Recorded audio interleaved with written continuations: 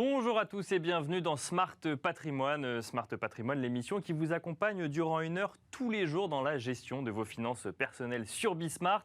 Et au sommaire de cette édition, nous commencerons donc comme tous les jours avec patrimoine thématique. Un patrimoine thématique consacré comme tous les jeudis à l'investissement socialement responsable. Nous recevrons pour en parler Anne-Catherine Husson-Traoré, directrice générale de Novetic, afin d'aborder avec elle ces fameux critères ESG qui permettent d'encadrer l'investissement socialement responsable. Et on parlera également de manière plus générale de la performance extra-financière des entreprises et des questions qu'on se pose quand on veut y investir. Un sujet que nous continuerons d'ailleurs d'aborder dans Enjeux Patrimoine, et ce pour faire écho à l'actualité et notamment à la Semaine européenne du développement durable qui se tient en ce moment même. Nous recevrons donc Edmond Schaff, gérant de portefeuille chez Sanso Investment Solutions.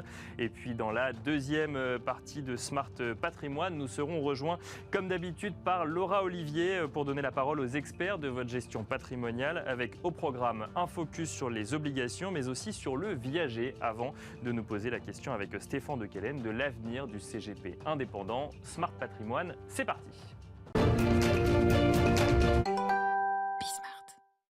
Bienvenue dans Patrimoine thématique, donc patrimoine thématique consacré tous les jeudis à l'investissement ISR. Nous avons le plaisir aujourd'hui de recevoir Anne-Catherine Husson-Traoré, directrice générale de Novetic. Bonjour Anne-Catherine Husson-Traoré. Bonjour. Bienvenue sur ce plateau. Novetic, je rappelle très rapidement, qui est une filiale du groupe Caisse des dépôts et qui a des missions multiples. D'abord, vous êtes un média, vous informez sur ces sujets de finances durables, mais vous êtes aussi un centre de recherche et de formation pour les entreprises. Donc vous voyez un petit peu toute la chaîne finalement de cette volonté de créer une finance plus durable en France. Alors on va parler des bonnes nouvelles et puis un peu des risques ou des critiques en tout cas de qui touchent cette finance durable aujourd'hui. Tout d'abord, vous publiez des études et des rapports assez régulièrement. On a atteint les 1000 milliards d'euros d'encours de fonds labellisés en Europe. C'est plutôt une bonne nouvelle ça pour le coup. Alors oui, en fait, on a aussi 20 ans d'expérience sur ce marché, parce qu'on l'a vu naître en quelque sorte. Bien sûr, vous l'avez accompagné depuis le début. Novetic a 20 ans cette année, et quand on l'a lancé, il y avait quelques dizaines de millions d'euros. Donc vous pouvez voir en 20 ans le chemin parcouru.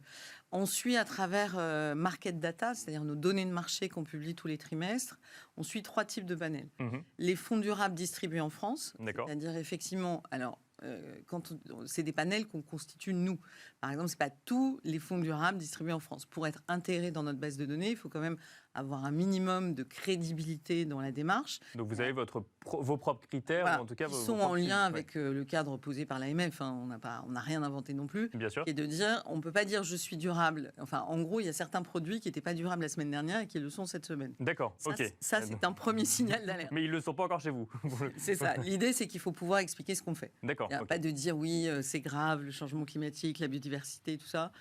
C'est être capable de dire voilà comment je fais de l'analyse ESG, voilà sur quoi je m'appuie et voilà comment j'intègre cette analyse ESG dans ma gestion financière. Et ça, on doit l'expliquer clairement et intelligiblement au client final, puisque nous, on suit les fonds qui sont distribués aux particuliers, accessibles aux particuliers.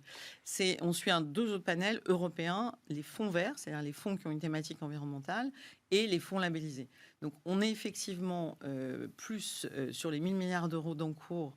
Pour les fonds labellisés, pour le coup. C'est un peu compliqué parce que c'est 2 fois 1000. C'est-à-dire qu'en fait, on est à plus de 1000 fonds en France et près de 700 fonds. Plus de 1000 milliards d'euros d'encours en France. Et 700 fonds en France. Et on est effectivement, pour les fonds labellisés européens, on est là effectivement à 1000 milliards d'euros d'encours et à 1600 fonds. Donc 1000 milliards d'euros d'encours labellisés, donc ça c'est qui ont reçu un label quel qu'il soit, et on pourra peut-être en parler, il y en a beaucoup des labels aujourd'hui. Alors ça fait partie, en fait la difficulté aujourd'hui c'est que tout le monde en fait, pourquoi ? Parce que les clients le demandent. Bien sûr. Donc ça c'est, et alors du coup quand un client le demande, on a envie de lui servir la meilleure préparation. C'est vrai que les labels ont un énorme atout, c'est qu'ils permettent d'auditer le processus, c'est pas de l'autodéclaratif. Donc, un fonds labellisé, par définition, il a été examiné par un tiers externe qui a un référentiel, en général public, etc. Alors, donc, pour bien reposer les bases, donc du coup, effectivement, les fonds durables, verts ou autres, puisque du coup, ou à impact, puisqu'il y a pas mal de façons. Voilà. Alors, effectivement, il y a du name dropping entre l'ESG, l'ISR. Voilà. En gros, pour le dire clairement, tout le monde en fait, ou tout le monde dit qu'il en fait, ou tout le monde a envie d'en faire. Ce que vous nous dites, c'est qu'il faut faire attention parce que c'est pas, il y a ce qu'on dit et il y a la réalité. Les labels sont un critère ou en tout cas une boussole pour vérifier que ce qui s'appelle fonds durable est réellement un fonds durable, c'est ça? Alors là où c'est un peu compliqué, c'est qu'il y a une dizaine pratiquement de labels européens. Ouais, il y en a 2 en France qui ont la particularité d'être publics et qui déjà n'ont pas la même promesse. Bien sûr. Donc on a un label ISR qui garantit que les process qui dépendent du ministère des Finances, qui garantit le fait que les process sont vraiment solides et que l'analyse ESG est vraiment intégrée dans la gestion financière, ce qui est Bien sûr, mal. En revanche, ça ne dit rien de la composition du portefeuille. Il n'y a aucun critère d'exclusion. D'accord. Et effectivement, aujourd'hui... C'est la fameuse théorie du best in class, c'est-à-dire qu'il suffit d'être moins mauvais que les autres pour être considéré qu'on est bon. On peut trouver toujours dans chacun des secteurs une entreprise qui puisse satisfaire les critères. D'accord. Vous en avez un autre qui s'appelle le label Greenfin, qui est lui très exigeant sur les qualités environnementales. Bien sûr. Il faut à la fois investir dans des activités vertes conformes à un référentiel. Il faut exclure toutes les énergies fossiles et le nucléaire. Je rappelle, c'est un label public français qui dépend du ministère de la Transition écologique. Bien sûr. Et il faut exclure les entreprises controversées parce qu'elles violent les droits humains quelque part dans le monde. Et donc, du coup, ça donne quand même une boussole. Le problème, c'est qu'on peut se dire... il y a 2 labels rien qu'en France, il y en a d'autres en Europe. On est sur des entreprises qui sont rarement que franco-françaises, on est sur des entreprises qui sont internationales. Est-ce que ça ne vient pas flouer la lisibilité finalement qu'on peut avoir d'un fonds ou d'une entreprise durable? Alors effectivement, toute la difficulté, c'est l'accélération de l'agenda. C'est-à-dire qu'effectivement, depuis 2015, on a compris que le changement climatique arrivait beaucoup plus vite que prévu et qui supposait quand même de sortir le plus vite possible des énergies fossiles et d'un certain nombre de modes de production. Et le client qui vous demande des fonds durables, la plupart du temps, il l'a compris. Donc effectivement, le gros de l'offre est aujourd'hui un marché, on va dire, scénario business as usual amélioré. C'est-à-dire qu'effectivement, on choisit les meilleurs. Parce que le client, il demande, mais est-ce qu'il est capable de diviser son rendement par 2 pour avoir des fonds durables, par exemple? Aujourd'hui, ce n'est pas tellement le sujet, parce que le sujet, finalement, c'est que les entreprises qui font sérieusement de la transformation durable, elles sont résilientes à des changements qui sont là, ici et maintenant. Juste une étude intéressante. La semaine dernière, la Banque de France a sorti une étude qui disait que 42% des actifs des investisseurs institutionnels français sont exposés à un risque biodiversité extrêmement grave maintenant. Donc, on est bien sur la matérialité des risques. Mais alors, pourquoi, Anne-Catherine Husson-Traoré, c'est si compliqué de comprendre ce qu'est ESG, ce qu'est ISR, ce qu'est impact et ce qui ne l'est pas? Il y a des agences de notation différentes qui donnent des notes différentes sur les entreprises ou sur les fonds. Il y a plusieurs labels qui ne sont pas d'accord entre eux. Il y a des réglementations qui ne sont pas au même stade dans les entreprises. Tout le monde nous dit qu'il y a une urgence, tout le monde nous dit qu'il faut en faire, que tout le monde nous dit que tout le monde en fait depuis très longtemps, mais on ne comprend pas. Honnêtement, on ne comprend pas. Effectivement, c'est-à-dire qu'en termes de marketing, on a un vrai sujet. En marketing lisible, c'est quelque chose qui est compréhensible immédiatement par le client. Or, sur le l'ESG, l'ISR, tout ce qu'on veut, chacun a développé, il n'y a aucune réglementation qui impose de faire ci, ça ou ça. On a des obligations de reporting, mais pas d'obligation de comment on doit faire. Du coup, comme effectivement chacun a sa méthode en Europe, chacun a sa méthode, chacun a son vocabulaire, chacun utilise des notations ESG d'entreprises qui ne sont pas les mêmes. Bien sûr. Et donc, effectivement, tout ça crée une espèce de brouhaha absolument incompréhensible. Et ça veut dire, par exemple, que je peux avoir une activité de vente d'armes et d'exploitation pétrolière et finalement être pas si mal noté que ça, selon certains critères? Selon certains critères. Et c'est pour ça que ça demande un énorme effort aux clients et aux conseillers financiers. D'accord. Parce que le client, effectivement, il a besoin de se renseigner sur la méthodologie. C'est pour ça que c'est un critère important que le gérant de fonds explique très bien ce qu'il fait. Bien sûr, oui. Parce que ça permet quand même aux clients de comprendre ce qui se passe. Oui, voilà. Le plus simple, c'est quand même de comprendre l'activité des entreprises qui sont dans les fonds. Là, au moins, c'est là où il y a un décalage. C'est-à-dire qu'en fait, la gestion financière propose des méthodes assez compliquées de sélection des fonds sur des critères ESG, mais qui ne sont pas forcément intelligibles. Bien sûr. Qu'il y a des cols classiques, il y a beaucoup de fonds, enfin, un certain nombre de fonds labellisés ISR qui ont Total en portefeuille. Et il faut que le conseiller financier soit formé à expliquer pourquoi il y a Total en portefeuille dans Total Énergie, d'ailleurs, aujourd'hui. Total Énergie, avec l'idée que, oui, mais dans les pétroliers, Total Énergie est celui qui est le plus en transformation. Et c'est pour ça qu'on a fait ce choix-là. Avec Total a quand même l'avantage de son inconvénient, c'est qu'il ne peut pas passer sous les radars, Total. Donc, globalement, il est un peu forcé par, effectivement, tous les... C'est un symbole très intéressant, parce qu'en fait, c'est le choix qui est laissé aux clients aujourd'hui. C'est soit vous investissez dans un fonds qui vous dit on a repéré ceux qui ont compris les sujets, qui essaient de se transformer, soit vous avez une position plus radicale qui est de dire on exclut. Je veux pas investir dans un monde d'hier, je veux investir dans les valeurs de demain. Et c'est pour ça que dans les formations qu'on fait, par exemple, on forme bien les conseillers à identifier la demande du client. C'est-à-dire de dire quel est son profil, en fait. Bien sûr. Oui. Et selon ça, on ne lui vend pas le même produit. Et ce qui est intéressant, c'est que la réglementation MiFID II, dès l'année prochaine, va introduire le questionnaire développement durable dans la relation conseiller financier-client. Et donc, en fait, comme un profil de risque, on aura un profil développement durable. Et donc là, ça va ouvrir une boîte de Pandore, puisque les conseillers financiers sont habitués à vendre de la performance, j'allais dire full stop, éventuellement du risque, est-ce que c'est action, obligation. Et là, il va falloir vendre du développement durable. Il va falloir discuter des valeurs en portefeuille. Bien sûr. Et ça nécessite un énorme effort de formation de tous les conseillers financiers. Bon, alors, tout n'est pas sombre dans l'ESG, mais j'ai quand même voulu mettre en avant ces points-là aujourd'hui. Il y a pas mal de critiques aujourd'hui sur l'ESG, sur l'ISR, et notamment ce qu'on pourrait appeler des lanceurs d'alerte qui disent que finalement...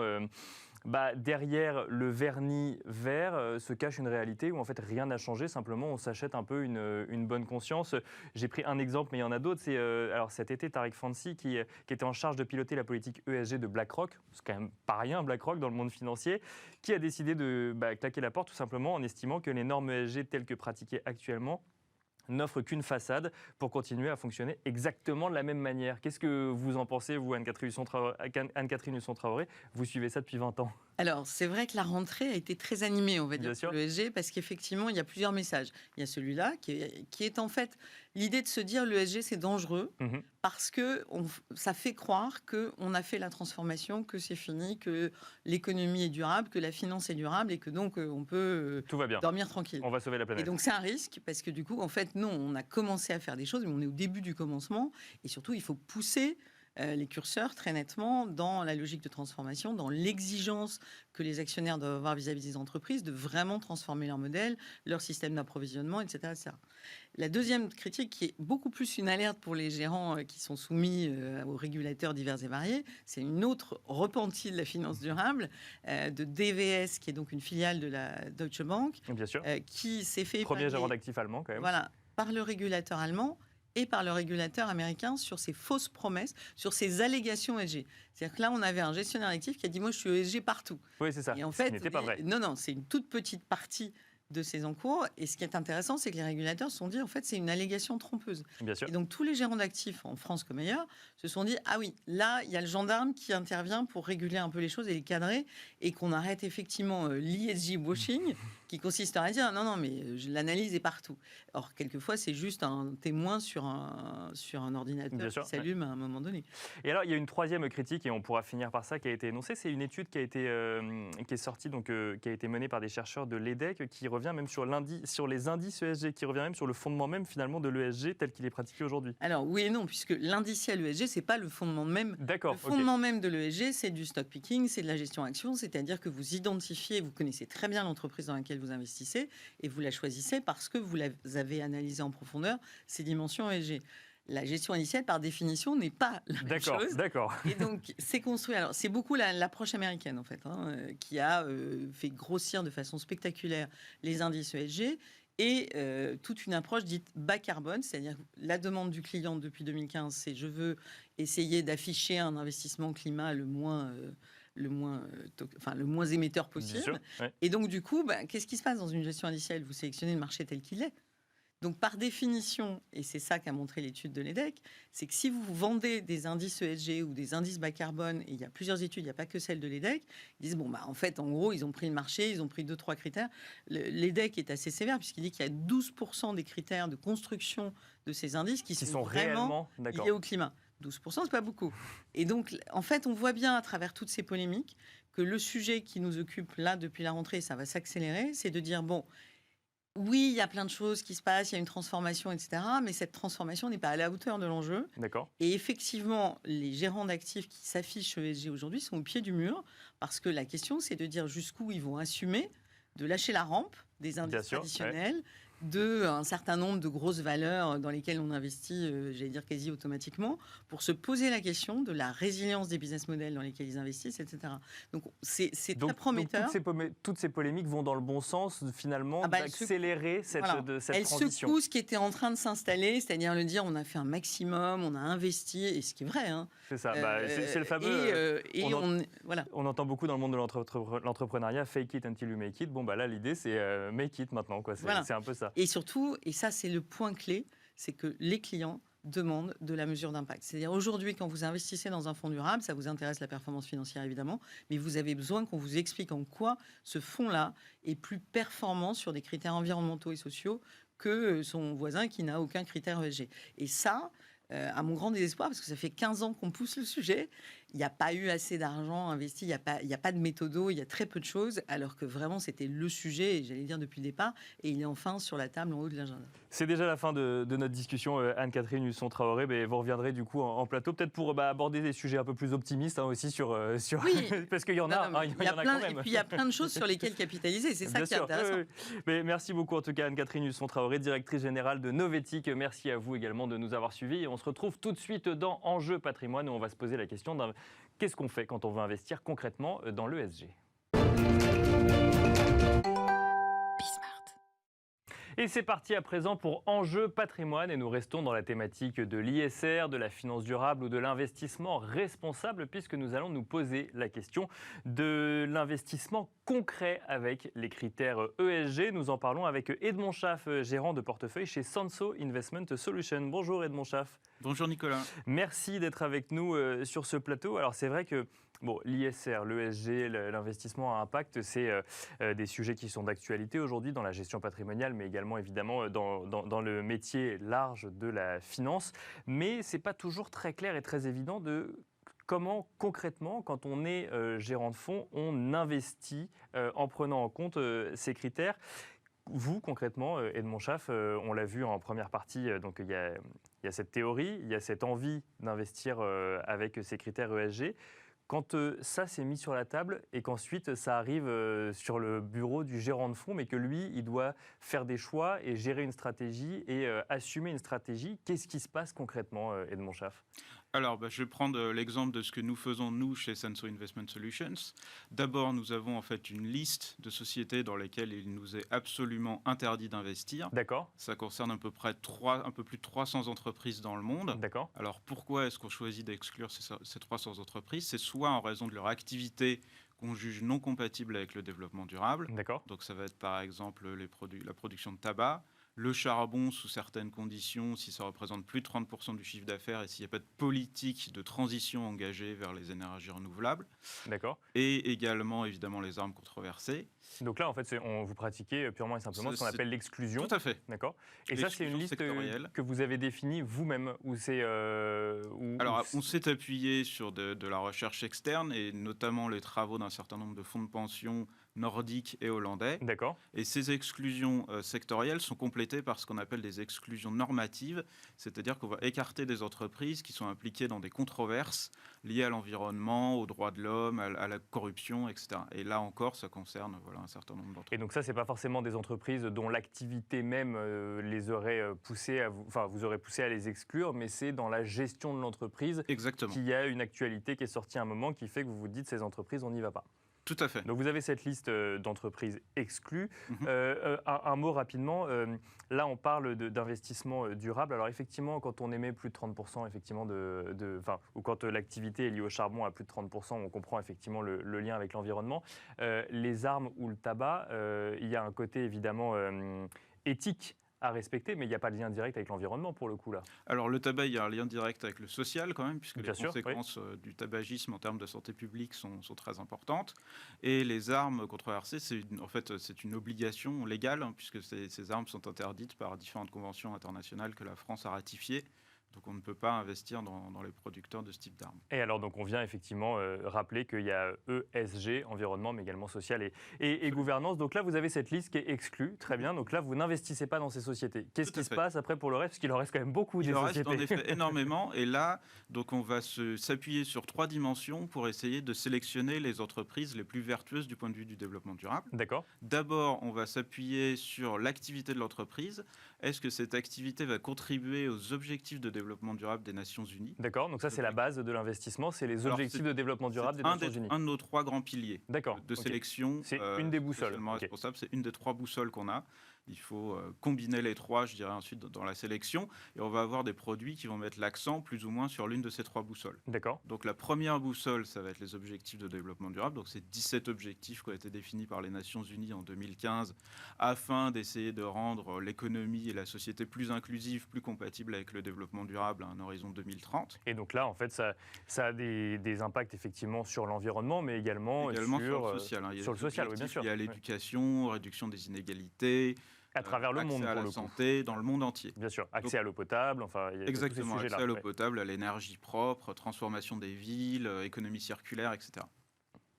Donc on va regarder si dans l'activité de l'entreprise, il y a un ou plusieurs métiers qui permettent de faciliter l'atteinte de ces objectifs. D'accord. Donc on va trouver par exemple évidemment des activités comme les énergies renouvelables, l'isolation des bâtiments, le traitement de l'eau, l'amélioration de l'efficacité des réseaux d'eau, le recyclage, le traitement de déchets, mais aussi sur le plan social, le traitement d'un certain nombre de maladies oubliées ou très prévalentes dans les pays émergents, par exemple, ou encore des services liés à l'éducation, etc., etc. Donc une biotech, si elle travaille sur une maladie rare, globalement, peut correspondre aux ODD. Potentiellement, oui. D'accord. Absolument. Absolument. Bon, là, ça reste quand même un nombre assez restreint de sociétés, parce que des sociétés qui ont une raison d'être en lien avec les objectifs de développement durable, c'est quand même pas la majorité. Ou vous allez chercher au sein même des métiers ou que... Voilà, alors on regarde vraiment le chiffre d'affaires en détail. D'accord. Évidemment, il y a des entreprises qui ont plusieurs lignes métiers et qui peuvent avoir un pourcentage de seulement 20 ou 30% de leur chiffre d'affaires qui contribue aux ODD. Donc ça, on regarde en transparence le découpage du chiffre d'affaires de l'entreprise. Mais effectivement, vous avez raison. Là, il y a 2 autres boussoles. On écarte des secteurs entiers si on regarde que ça. Bien sûr. Et donc, on a 2 autres boussoles. Premièrement, c'est comment se comporte l'entreprise sur les questions environnementales, sociales et de gouvernance. Donc on essaye de favoriser les bons comportements. Donc ça veut dire les entreprises qui vont essayer de réduire leurs émissions de CO2 ou de gaz à effet de serre, qui vont gérer leur consommation d'eau pour la limiter, qui vont retraiter leurs déchets. Sur le plan social, on va s'intéresser aux politiques des fournisseurs. Est-ce que l'entreprise s'assure que les droits de l'homme sont respectés sur l'ensemble de sa chaîne de valeur, par exemple. Ok. Donc ça veut dire qu'une entreprise, une multinationale qui vend à travers le monde mais qui ne produit pas forcément en Europe, va être tenue responsable, entre guillemets, au moins au niveau de l'investissement et du respect des critères ESG, de la façon dont sont traités les employés d'un fournisseur ou d'un fournisseur de fournisseur de fournisseur tout au début de la chaîne. Oui, potentiellement, bien sûr, on va essayer de regarder l'ensemble de la chaîne de valeur. D'accord. Et ça fait partie d'ailleurs des choses qui sont en train de se mettre en place au niveau européen, d'avoir des obligations pour les entreprises, d'avoir un sourcing responsable de leurs produits. D'accord. Donc d'aller vérifier elle-même. De délocaliser les problèmes autre part. Et donc, oui, mais c'est aussi facile effectivement, ou de fermer les yeux quand on sait, mais c'est aussi facile de ne pas savoir. Donc là, ça veut dire que les entreprises doivent se renseigner en amont sur les entreprises avec lesquelles elles-mêmes elles travaillent. Tout à fait. D'accord. Mais beaucoup le font. Ça se fait vraiment de plus en plus aujourd'hui au niveau des entreprises. Donc ça, c'est notre deuxième boussole. Bien sûr, j'oublie pas la gouvernance, où là, on va regarder les problématiques de corruption, mais aussi de savoir s'il y a une forme d'équilibre des pouvoirs dans l'entreprise, avec des séparations de fonctions entre présidence et direction générale, des administrateurs indépendants, la présence de femmes dans les comités exécutifs, etc., pour favoriser la diversité également. Donc là, c'est les normes ESG, enfin les critères ESG, les fameuses normes ESG. Et notre troisième boussole, qu'on regarde plus particulièrement, c'est le climat. D'accord. Okay. Et là, le climat... Donc ça, c'est un biais défini par Sanso. Exactement, c'est un choix parce que pour nous, c'est un enjeu qui est absolument essentiel aujourd'hui. Si on veut conserver notre niveau de vie, il faut absolument résoudre la problématique du changement climatique. Et donc, on va s'intéresser à des critères spécifiques au climat. Donc, par exemple, la part d'activités qui sont très polluantes, au contraire, la part d'activités qui permettent de favoriser la transition énergétique, mais aussi, par exemple, combien l'entreprise va émettre de gaz à effet de serre par million d'euros de chiffre d'affaires pour avoir une base de comparaison comparaison entre les entreprises. Entre les entreprises, d'accord, pour comprendre effectivement qui sont les gros pollueurs et les moins gros pollueurs. Les moins gros pollueurs au sein d'un même secteur. Avec toujours ce mécanisme de compensation, ou pas forcément? Alors, non, pas forcément. D'accord. Pas forcément de compensation. L'idée, là aussi, c'est de regarder l'ensemble de la chaîne de valeur. Techniquement, c'est ce qu'on appelle les scopes 1, 2 et 3, donc les émissions directes et indirectes de l'entreprise. Donc là encore, les émissions des fournisseurs sont prises en compte. D'accord. Parce que là encore, c'est très facile de dire j'ai une activité très polluante, très bien, je m'en sépare, je la sous-traite. Du coup, ça ne se voit plus dans mes émissions. Du coup, c'est plus chez moi, mais c'est quand même toujours mon activité. C'est quand même toujours mon activité qui génère ces émissions. Donc là aussi, on le prend en compte. Et voilà, c'est sur la base de ces 3 dimensions, on va essayer de chercher des bons élèves. D'accord. Et on en trouve du coup? Et on en trouve, bien sûr, oui, on en trouve. Alors après, voilà, comme je le disais, on a des produits qui vont être généralistes sur les 3 dimensions. Bien sûr. Et des produits qui vont prendre en compte 2 dimensions et ensuite mettre encore plus l'accent sur une 3e. D'accord, ok. Donc quand vous dites des produits, c'est des fonds voilà, du coup, qui vont investir. Tout simplement. Et donc chez Sanso IS, alors là pour le coup c'est spécifique à vous. Vous avez quoi? Vous avez des fonds spécifiques sur, comme vous le disiez, plus les critères ESG ou autres, ou c'est quand même une démarche un peu globale? Alors, c'est une démarche d'abord globale. Aujourd'hui, 80% de nos encours sont concernés par la politique responsable que je viens de vous décrire. D'accord. Et ensuite, effectivement, alors par exemple, sur l'ESG, on a été les premiers à lancer un fonds, donc action, mais market neutre. D'accord. C'est-à-dire qui vise à capturer la différence de performance entre les entreprises les plus vertueuses sur le plan ESG et le marché dans son ensemble. Alors, question un peu provocatrice, mais quand on parle de ESG et qu'on parle à des gens de la finance ou des entreprises, on a l'impression que tout le monde en fait depuis très longtemps tout d'un coup, ou tout le monde est les premiers sur un secteur ou sur un autre. Vous, comment vous vous positionnez là-dessus? Donc, ça fait combien de temps, par exemple, chez Sanso IS que vous en faites? Alors, chez Sanso IS, on en fait depuis la création de Sanso IS. Donc, on remonte à 2017. C'était la fusion de 3 entités qui ont donné naissance à cette structure. Une des 3 entités à laquelle j'appartenais avait un ADN ISR très fort, puisqu'on en faisait depuis 2012. D'accord. Et moi, personnellement, je suis impliqué dans ce sujet-là depuis le début de ma carrière, il y a 15 ans. D'accord. Donc, je n'étais pas le premier, mais je ne suis pas le dernier non plus, je pense.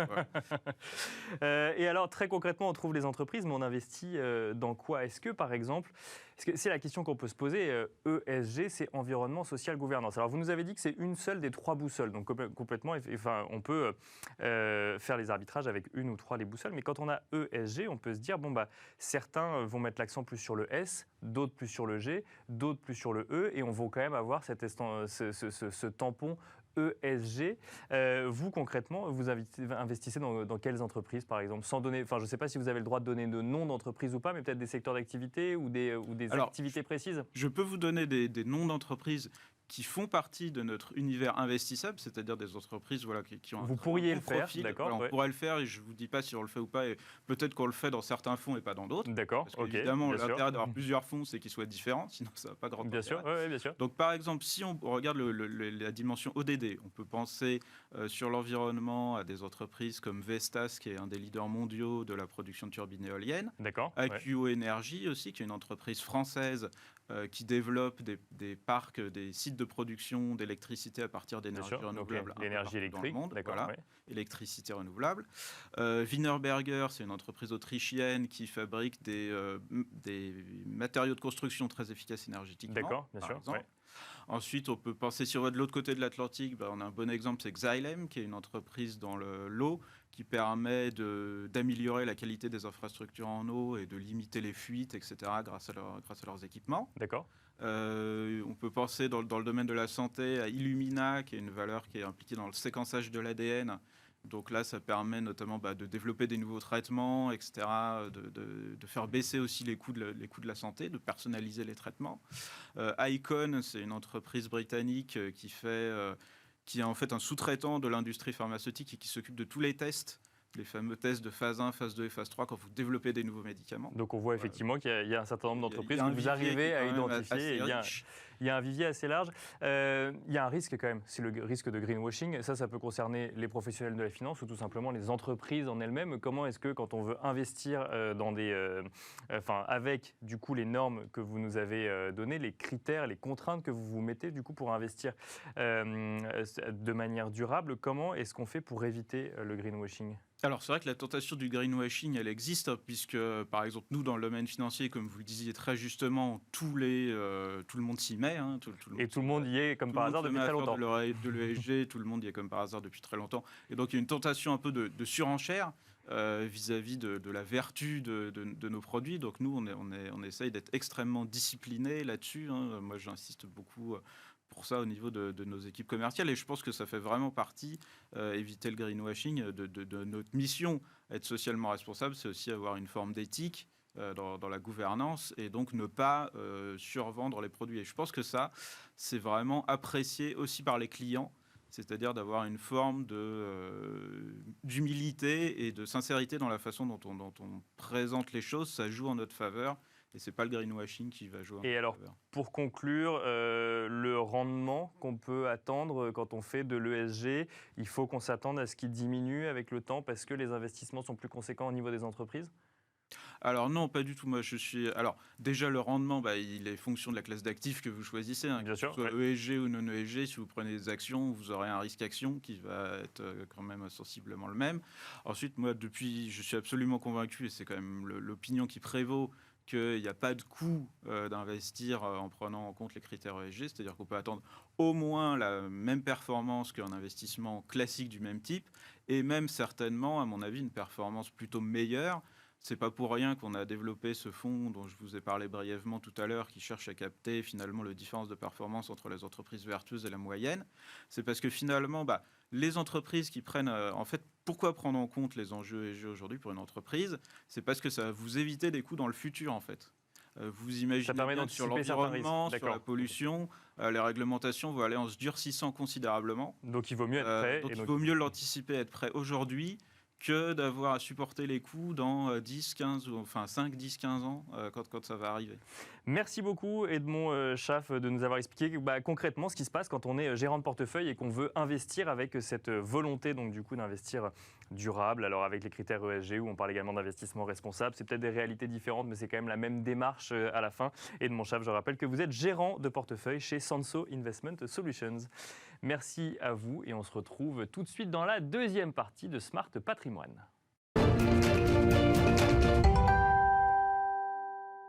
Rebonjour et bienvenue dans la deuxième partie de Smart Patrimoine, une deuxième partie en partenariat avec Club Patrimoine où chaque jour nous donnons la parole aux experts de votre gestion patrimoniale. Et nous avons d'ailleurs été rejoints pour cela par Laura Olivier, journaliste chez Club Patrimoine. Bonjour Laura. Bonjour Nicolas et bonjour à tous. Au sommaire, aujourd'hui dans le Club Macro, nous allons retrouver Christophe Tapia, associé fondateur de Sony Asset Management. Nous parlerons d'obligations et de leur potentiel en cas de remontée des taux. Et ensuite, dans le Club Action, nous parlerons de Viager. Viager que vous connaissez tous sous sa forme traditionnelle, mais d'autres solutions existent et nous en parlerons avec Charlotte Evangelidis, gérante chez Silver Avenir. Le CGP peut-il encore rester seul ? C'est le sujet de notre club expert du jour et nous en parlerons avec Stéphane de Quélin qui est directeur de Meilleur Taux Placement. On se retrouve tout de suite donc dans le Club Macro. Bienvenue dans le Club Macro. Aujourd'hui, notre invité est Christophe Tapia, associé fondateur et directeur du développement de Sony AM. Bonjour Christophe. Bonjour Laura. Bonjour, bienvenue. Bonjour, merci. Alors, on va parler d'un sujet avec vous qui peut un petit peu faire frémir certains, les obligations. Hier, il y a eu une réunion de la FED, donc le tapering en novembre serait toujours d'actualité. La remontée des taux, c'est peut-être pas pour tout de suite, mais 2022, ça devrait arriver. Alors, bon, bien sûr, lorsque les taux remontent, ce n'est pas une très bonne nouvelle pour les obligations, quelle que soit leur catégorie. On va en parler ensemble. D'abord, qu'elles soient d'État ou privées, hein, c'est jamais très très bon. Qu'est-ce qu'on peut dire là tout de suite là-dessus ? Alors, c'est un sujet qui est très vaste. Ouais. Obligations, hausse de taux sont deux sujets qui vont ensemble, mais c'est un sujet qui est très très large.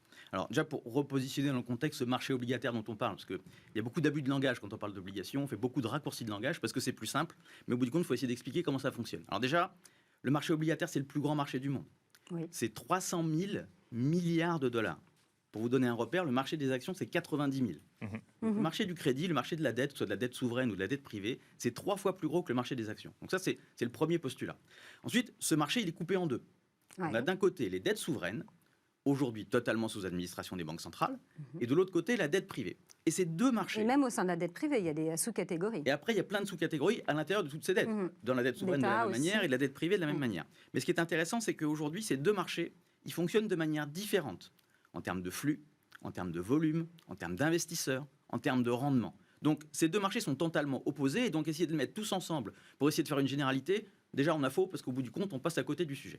Donc ensuite, quand on parle de hausse de taux, alors c'est pareil, de quelle hausse de taux on parle? De quel taux parle-t-on? Voilà. Est-ce qu'on parle d'emprunt d'État? Est-ce qu'on parle d'emprunt privé? Est-ce qu'on parle de taux court? Est-ce qu'on parle de taux long? Est-ce qu'on parle d'une courbe qui va se pontifier? C'est-à-dire, est-ce que les taux longs vont monter, les taux courts vont rester bas? Donc, de nouveau, c'est un sujet sur lequel il faut être le plus précis possible, parce que sinon, de nouveau, on passe à côté du sujet. Ensuite, avec tout ça, il y a certainement moyen de faire plein de choses.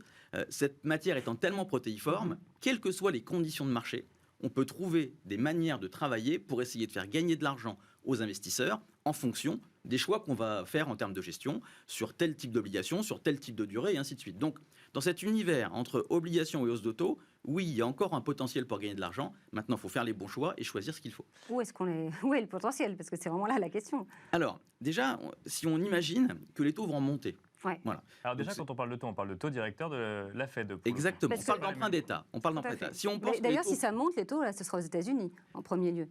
Nous, on est en positif, mais c'est quoi, 0,02 Les taux d'emprunt sur les taux européens sont proches de zéro à raison de 10 ans. Si on parle de hausse de taux, en fait, le premier abus de langage, c'est que c'est plutôt une pontification de la courbe. Bien sûr. Pontification de la courbe, ça veut dire quoi? C'est-à-dire que les taux courts vont rester bas et c'est les taux longs qui vont monter. Oui. Et donc, c'est comme au ski, hein, voilà, la courbe est pontifiée, voilà, et c'est comme ça que ça fonctionne. Donc si on prend ce scénario-là, parce que c'est entre guillemets le scénario le plus probable que beaucoup d'investisseurs imaginent. Dans ce scénario-là, comment ça fonctionne? Évidemment, si vous avez des obligations sur des durées très longues, vous êtes impacté par cette hausse de taux. Pour vous donner un autre repère assez pédagogique, quand vous avez une obligation à 10 ans, imaginons que vous détenez la dette souveraine allemande à 10 ans. Mais là encore, il faut peut-être juste rappeler le mécanisme. On parle de taux directeur qui monte et ensuite on parle de taux de pontification de courbe des taux, de taux d'emprunt d'État et notamment d'État américain. C'est pas la même chose pour le coup. Non, c'est pas la même chose. Mais en tout cas, ce qui va nous intéresser, nous, pour que l'épargnant comprenne comment ça fonctionne, c'est qu'il faut avoir des repères chiffrés. C'est intéressant d'avoir ces repères chiffrés. Donc, je vous disais tout à l'heure, si l'emprunt d'État allemand à 10 ans, vous détenez dans votre portefeuille, monte de 1%. D'un point de vue mathématique, vous perdez 9% en capital. D'accord. Donc, vous avez des taux à 0 aujourd'hui, vous avez des taux qui passent à 1, donc vous avez 1% de rendement et 9% de baisse en capital. Concrètement, ça veut dire quoi? Il vous faut 9 ans pour récupérer le capital que vous avez perdu, à condition bien sûr que l'Allemagne ne fasse pas défaut. Bien sûr. C'est pas le sujet du jour, mais en tout cas, voilà le théorème, et voilà comment ça fonctionne. Maintenant, bien évidemment, on comprend aisément dans l'autre sens, si vous détenez des obligations sur des durées plus courtes, évidemment, vous êtes moins sensible à cette hausse des taux longs. Et donc, le sujet pour gagner de l'argent aujourd'hui, c'est plutôt de détenir en portefeuille des obligations sur des durées plus courtes. Quand vous détenez des obligations sur des durées plus courtes, évidemment, vous êtes moins impacté par la hausse des taux. Et surtout, votre portefeuille, il tourne plus vite. C'est ce que vous faites, vous? C'est ce qu'on fait, nous. C'est-à-dire que nos obligations, elles arrivent plus rapidement à échéance.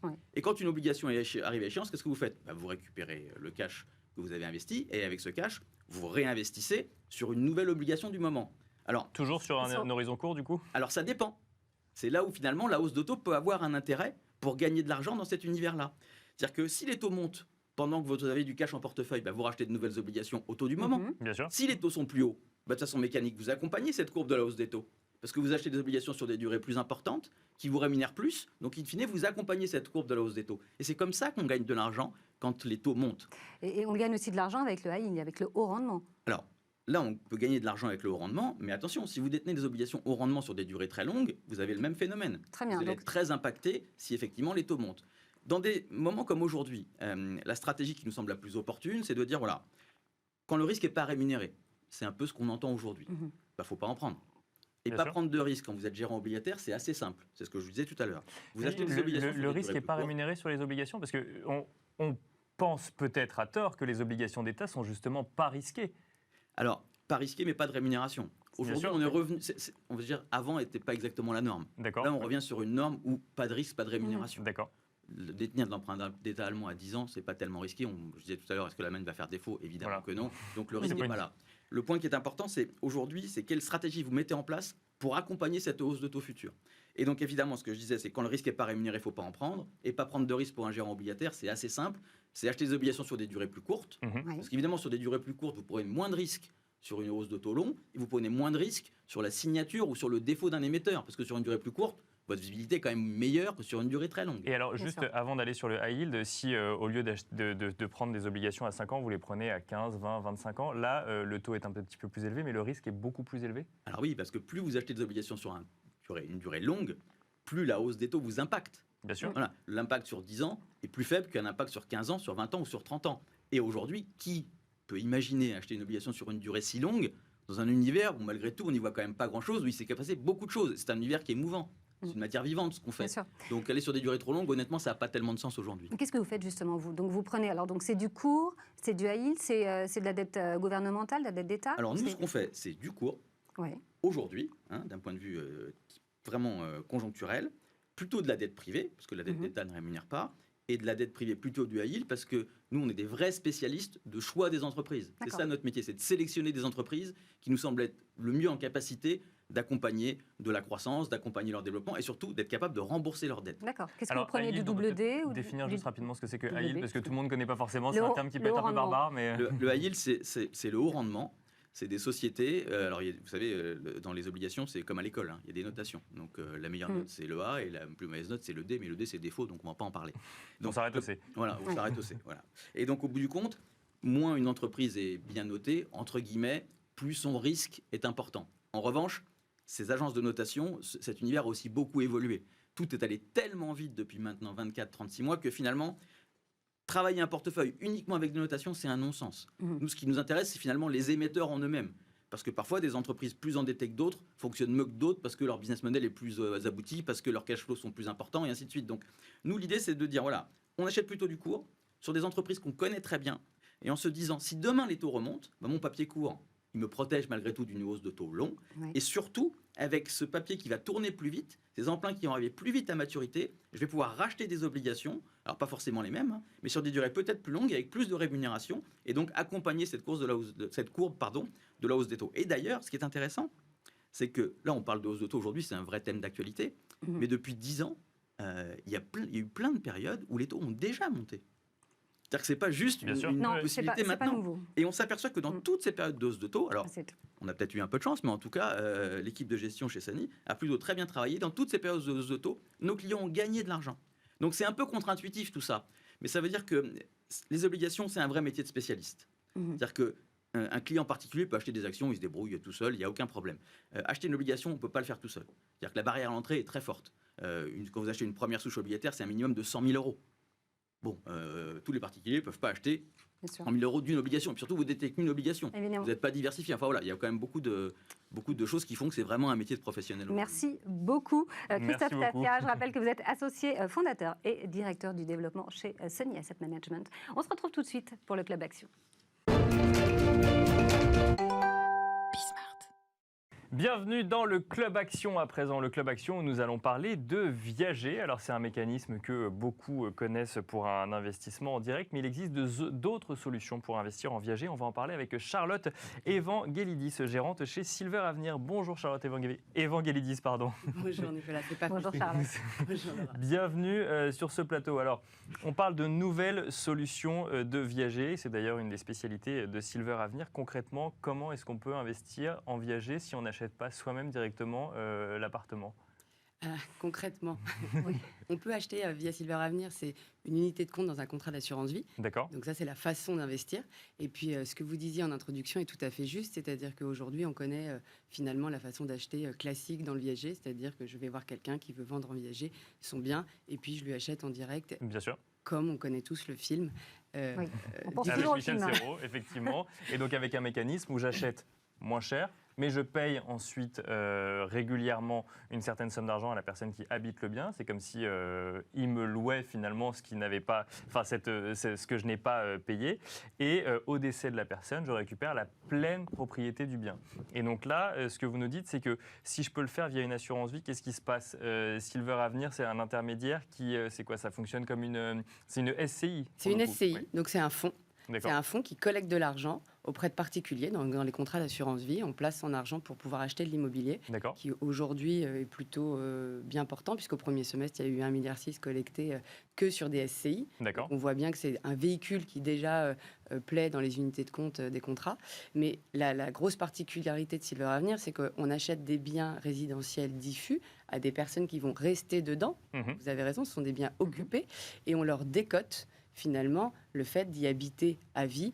Selon leur espérance de vie, on leur décote des loyers précomptés d'avance. Donc vous faites du viager en fait en direct. Vous allez, déjà peut-être avant de parler concrètement, vous êtes les seuls à faire ça aujourd'hui en France. Comment est venue l'idée d'aller faire du viager via une SCI? C'est une très bonne question. L'idée est venue parce que moi j'étais CGP et je conseillais des gens dans l'immobilier pour des clients privés, donc des clubs deals, des rénovations de biens, etc. Et puis quelqu'un est venu me voir en disant si on mutualisait le viager, alors peut-être qu'on aurait une chance statistique d'avoir finalement un rendement sur ce placement. Et pourquoi pas? Et puis finalement, c'était il y a 10 ans. C'est une très bonne idée parce que je pense que sociétalement, on a un sujet en France et en Europe du vieillissement de la population. Et on sait pertinemment qu'on a une problématique, tous et chacun d'entre nous, c'est que la retraite ne va pas augmenter. Oui, ça globalement, c'est une certitude. Et finalement, on a une grosse partie de notre vivant où on n'aura pas de rémunération. Donc soit on la prépare tôt, c'est ce qu'on essaie de faire tous au quotidien, soit on a cette solution qui devient très intéressante parce qu'on monétise son patrimoine. D'accord, donc ça c'est quand on vend son appartement à la SCI pour exactement, le coup. Exactement. Donc on vend son bien à un fonds comme Silver Avenir et finalement on récupère une partie de la valorisation de son bien parce que la plupart du temps les gens ont acheté il y a 50 ans. Dans des endroits où aujourd'hui on n'a même plus accès tellement les immobiliers ont augmenté fortement. Parfois, dans Paris, c'est plus de 200% d'augmentation sur les 20 ou 30 dernières années. Donc, il y a eu des évolutions de prix. Donc, c'est une façon de retrouver finalement un pouvoir d'achat dans une période où on pensait ne plus en avoir et finalement continuer à moins bien vivre. On refluidifie son capital. Exactement. Donc c'est ça ce que propose Silver Avenir, c'est-à-dire collecter de l'argent auprès de particuliers dans une unité de compte pour pouvoir les retransférer sur des seniors qui ont un besoin de liquidité. Alors il y a une chose dans le mécanisme que je ne comprends pas et que vous allez m'expliquer, c'est le viager en direct. J'achète un appartement et je paye en plus tous les mois une certaine somme à la personne qui m'a vendu son appartement moins cher. Comment est-ce que quand on transmet ça dans une SCI, on arrive à offrir des rendements à la personne qui a investi au départ, alors que du coup, le mécanisme, c'est normalement de continuer à payer quand on est investisseur? C'est une très bonne question, parce qu'au début, c'est ce qu'on voulait faire, donc un bouquet plus une rente à vie. Aujourd'hui, dans Silver Avenir, on n'offre qu'un bouquet. C'est-à-dire que finalement, on achète le bien avec la décote, puisque la personne habite dedans, et on la verse, et on verse ce bouquet tout de suite. C'est-à-dire qu'on devient plein propriétaire immédiatement, et lui garde son droit d'usage et d'habitation à vie. Donc vous avez quoi, la nue propriété ou non, vous avez la pleine propriété et lui un droit d'usage et d'habitation à vie. Ça veut dire que on a tout payé tout de suite, on n'a plus d'aléa prix. En revanche, il y a toujours un aléa vie qui reste viager, puisqu'on ne sait pas quand est-ce que la personne va libérer le bien. Mais alors comment vous versez un rendement du coup à vos investisseurs? C'est un produit de capitalisation. Donc ça veut dire qu'aujourd'hui, on verse une valeur de part qui ne fait qu'augmenter dans le temps, puisque plus la personne vieillit, plus finalement la décote diminue, et donc plus notre bien prend de la valeur dans le fond. D'accord, donc vous jouez plus sur la valorisation en fait du bien que vous allez chercher dans des zones où vous allez acheter en fait dans des zones tendues avec une décote. Voilà, on a l'immobilier qui fait que la valorisation du fonds augmente ou diminue. On verra ça, on ne sait pas. Sur 10 ans, on a plutôt une tendance haussière depuis 100 ans, donc on pense que ça va augmenter. Et puis surtout, le fait que la personne ne serait-ce que vieillisse, on prend de la valeur, puisque finalement, si elle a 80 ans ou 90 ans, on ne lui achète pas le même prix le bien. Donc nous, en valorisation, au fur et à mesure du temps, le portefeuille prend de la valeur parce qu'il est plus âgé. Si on devait le revendre sur le marché, on le vendrait plus cher. Comment ça se fait que le viager classique existe encore, quand on sait qu'une solution comme celle-ci existe? C'est très différent. Je pense qu'aujourd'hui, acheter cash le 100% bouquet, c'est-à-dire que par exemple, si on donne un exemple simple, un bien, il vaut 1 million d'euros et on va l'acheter 600 000 euros, verser un bouquet tout de suite 600 000 euros à quelqu'un, c'est pas évident pour quelqu'un de particulier, parce qu'on ne peut pas avoir une hypothèque dessus, on ne peut pas avoir un emprunt dessus, puisque la personne habite dedans. Donc c'est très compliqué, je pense, pour financer ce type de bien. Dans un fonds, c'est très facile, mais on ne veut pas habiter à sa place, on a l'argent qui tourne et on peut attendre. Qu'est-ce qui se passe le jour où la personne décède effectivement ? Ou quitte son bien, puisque finalement elle en a que elle en a l'usage, mais elle n'en a pas forcément l'usufruit. Donc du coup, qu'est-ce qui se passe lorsque l'appartement finalement devrait revenir dans un schéma classique à la personne qui a investi au départ ? Ça, c'est très intéressant parce qu'on ne s'y attendait pas du tout. C'est qu'aujourd'hui, évidemment, on pense au décès, on pense au décès, donc la majeure partie du temps, on récupère le bien au décès. Mais on voit bien qu'en ayant donné cette capacité d'achat, les gens reçoivent beaucoup d'argent d'un coup et pas une rente au fur et à mesure du temps, qui pour le coup les maintient dans un rythme de vie qui était déjà celui qu'ils avaient finalement avant, en un peu mieux, mais le même. Alors que là, avec beaucoup d'argent d'un coup, ils se remettent à faire des projets. D'accord. Et donc, ils étonnamment, quittent leur appartement. D'accord. Ils quittent leur appartement. C'est-à-dire que des gens qui s'étaient interdits de voyager se remettent à voyager et puis disent finalement, moi, je ne veux plus du tout rester chez moi et attendre. Je vais vivre à l'étranger ou je vais vivre... Je vais vivre tout court. Je refais des projets. Je me remets dans une logique d'investissement aussi de mon temps, de mon argent. Et alors, qu'est-ce que vous faites des appartements qui sont vides ? Les appartements qui sont vides, si c'est pas longtemps après le moment où on a acheté, comme on a de l'amortissement quand même de frais, on a plutôt tendance à les remettre en location. D'accord. Et après, on les revend. Est-ce que c'est facile de trouver des biens ? C'est la question qu'on me pose. C'est la question qu'on me pose tous les jours. Il n'y a pas si longtemps, on se disait que le marché, c'est une niche, on ne connaissait pas. Même nous, on a inventé ce produit au fur et à mesure des opportunités. Et puis finalement, on s'aperçoit que le besoin est réel. C'est-à-dire qu'il y a vraiment, vraiment beaucoup de gens qui ont besoin d'argent à ce moment-là de la vie. Donc il y a beaucoup de gens qui vendent en viager. Il y a beaucoup de gens qui, une fois qu'ils connaissent cette solution 100% bouquet, se disent que finalement c'est pour eux. Alors que le viager classique était vraiment peu utilisé ou peu même pensé. On pensait qu'on déshéritait ses enfants, on pensait que c'était pas très agréable d'avoir cette relation-là avec l'investisseur. Et là, le fait d'avoir un fonds, déjà, c'est rassurant. Bien sûr. Le fait de payer tout de suite, c'est très rassurant. On se dit, je vais pas me faire avoir. On va donner l'argent immédiatement. Et puis surtout, ça me sort de problématiques qui sont aujourd'hui réelles. C'est-à-dire, finalement, je vais avoir besoin de mes enfants pour financer ma fin de vie. Finalement, c'est peut-être plus lui que lui. Et puis, ça crée des problèmes dans ma famille. Donc aujourd'hui, je reste autonome financièrement. C'est très intéressant pour plein de gens, en fait.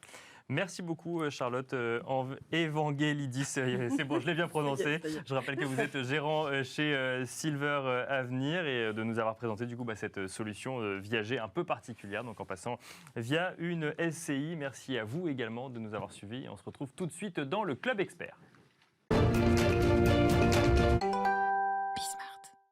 Et on se retrouve pour le Club Expert. Notre invité aujourd'hui est Stéphane de Quélin, directeur général de Meilleur Taux Placement. Bonjour Stéphane. Bonjour Laura. Bonjour, bienvenue. Bonjour Nicolas. Vous allez bien? Très bien.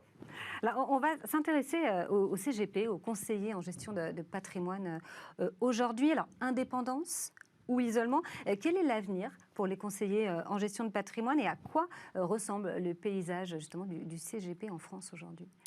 Alors, je n'ai pas de boule de cristal, mais on va essayer de poser sur la table quelques éléments. Il faut savoir qu'aujourd'hui, ça c'est les chiffres à l'année dernière, on compte un peu moins de 3500 cabinets en gestion de patrimoine sur le marché français. Parmi ceux-ci, on a à peu près 40% qui exercent seuls. Donc c'est vraiment un marché qui est très particulier, avec des écarts types qui sont très importants. Maintenant, la réglementation, des produits de plus en plus complexes, des clients qui sont de plus en plus éclairés, font que l'exercice de la profession est de plus en plus compliqué pour ces structures. Donc on a des phénomènes, on le verra tout à l'heure, de concentration et de course à la taille qui sont assez évidents. Et donc ça veut dire que le modèle aujourd'hui est en déclin parce que les gens ont beaucoup plus accès à l'information, c'est ça? Ça ne peut pas perdurer? Alors c'est plutôt bien que les clients aient de plus en plus d'informations, mais ça complexifie forcément le métier des conseillers en gestion de patrimoine. Ils ont leur problématique en réalité, si vous voulez, c'est que ils ont de plus en plus de difficultés à apporter du temps pour le conseil à leurs clients. Ils sont noyés sous des contraintes réglementaires et administratives et donc ils sont contraints de compresser leur temps de conseil. Donc la question pour eux, c'est comment je vais pouvoir redonner du sens à mon métier, comment je vais pouvoir me reconcentrer sur ma clientèle. Alors pour cela, il y a des phénomènes divers, des phénomènes de concentration capitalistique, on y reviendra, des phénomènes de concentration par regroupement et des phénomènes de concentration par du servicing qui sont proposés par des fournisseurs. D'accord. Alors qu'est-ce qu'on pourrait imaginer là, pour l'avenir, pour cette profession ? Alors, à mon avis, il y a 3 phénomènes qui vont se mettre en place. Alors même si il y aura toujours de la place pour du conseil haut de gamme, le luxe a toujours sa place. Et donc, on aura toujours, quelle que soit la taille de la structure, qu'elle soit petite ou grosse, ça continuera de perdurer. En revanche, on constate 3 phénomènes. Le premier phénomène, c'est un phénomène de regroupement. Les conseillers en gestion de patrimoine se regroupent alors sous différentes formes, soit association, soit groupement, soit holding, par exemple. Et l'objectif, c'est de mutualiser les tâches les plus chronophages, administratives, middle office, conformité, pardon, et de mettre en place en commun ces ressources pour pouvoir être plus efficace et libérer du temps. Deuxième phénomène, c'est la concentration capitalistique. Donc là, on voit de plus en plus aujourd'hui de cabinets qui changent de main. Vous avez en 2019 190 cabinets qui ont changé de main. C'est très important, et dans un marché qui est pourtant en croissance. Vous avez 6% de croissance en termes de nombre de cabinets entre 2018 et 2019. Vous avez donc ce phénomène donc, de rachat de cabinets entre eux, et puis vous avez un phénomène d'arrivée sur le marché d'opérateurs de taille institutionnelle, donc soit des fonds d'investissement, soit des industriels, qui rachètent des structures, là plutôt des structures de grosse taille. Donc on a vu ces derniers mois Primonial, Crystal Finance, même Meilleur Taux Placement, qui est le résultat de la fusion de 2 structures, Mon Financier et Mesplacements.fr. Donc là, l'objectif, c'est la course à la taille pour faire des économies d'échelle. Plus vous êtes gros, plus vous avez les encours. Plus vous avez les encours, plus vous avez de rémunération sur encours. Et donc, lorsque vous ouvrez la porte de la structure le 1er janvier, quand vous avez suffisamment d'encours, vous avez déjà couvert vos charges fixes. Et alors, il y a l'affiliation également aussi qui fonctionne. L'affiliation, exactement. Alors ça, c'est encore un modèle différent. Ce sont des sociétés, des plateformes en général, qui proposent un service payant. Et donc, en échange de ce service payant, le prestataire prend en charge les tâches les plus chronophages du CGP. Donc, en général, c'est le middle office, l'administratif. Et donc, ça libère du temps pour le conseiller. Ça transforme finalement des coûts fixes en coûts variables, puisque c'est fonction d'activité. Il y a d'autres façons de voir ce paysage évoluer, là, peut-être qu'on verrait à l'étranger, qu'on ne voit pas encore en France ? Oui, certainement. Alors, il y a un phénomène qui est assez évident, c'est la digitalisation. D'accord. On l'a vu post-Covid, du jour au lendemain. Exactement. Mais du jour au lendemain, c'était vraiment on-off. Tout le monde s'est mis en digitalisation, plus de papier. Donc, il a fallu... Ça a remis en question pas mal de choses. Et on a maintenant des structures qui fonctionnent full digital. Donc, ça pose la question de est-ce que j'ai besoin d'être structuré comme je l'étais hier avec des équipes sur le terrain pour conseiller mes clients ? Est-ce que je ne peux pas faire maintenant tout ça à distance, en digital, sur Internet ? Il y a un autre phénomène qui pourrait arriver, qui n'existe pas encore sur le marché, mais qui a eu lieu dans beaucoup d'industries, c'est le concept de franchise.